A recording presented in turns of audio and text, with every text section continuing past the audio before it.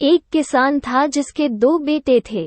वो बहुत ही आलसी और निकम्मे थे। वो अपने पिता को कामकाज में हाथ बटाने के बजाय आलस किया करते थे, इधर उधर घूमते फिरते थे। किसान को अपने बेटों की बहुत फिक्र थी। वो सोचते थे कि मेरे मरने के बाद इनका क्या होगा, यह अपना पेट कैसे भरेंगे, अपने परिवार को कैसे संभाल पाएंगे।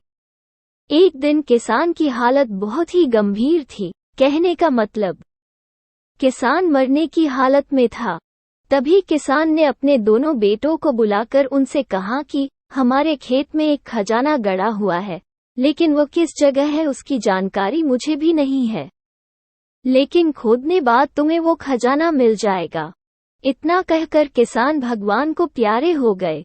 खजाने की खबर सुनकर दोनों बेटों के मन में लालच आ गया और वो दोनों खेत पर चले गए और खेत को खोदने लगे। खजाने के लालच में कुछ ही दिनों में पूरे खेत को खोदने के बाद वह घर जाकर बैठ गए और वह अपने पिता को कोसने लगे। इसी तरह कुछ महीने बीत गए और वर्षा ऋतु का आगमन हुआ। किसान के बेटों के पास पेट भरने के लिए सिर्फ एक ही जरिया था, वो है खेती।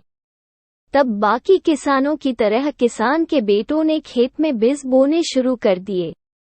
वर्षा का पानी पाकर वो बीज अंकुरित हुए और देखते ही देखते खेत लहराने लगे। ऐसा लग रहा था कि हवा के झोंके से लहरा रहा था।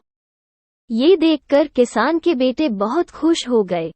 उनको समझ आ गया कि परिश्रम ही सच्चा धन होता है और वो उसी तरह से अपने पिता के शब्दों का मोल भी समझ गए और अपने कामकाज में लग गए।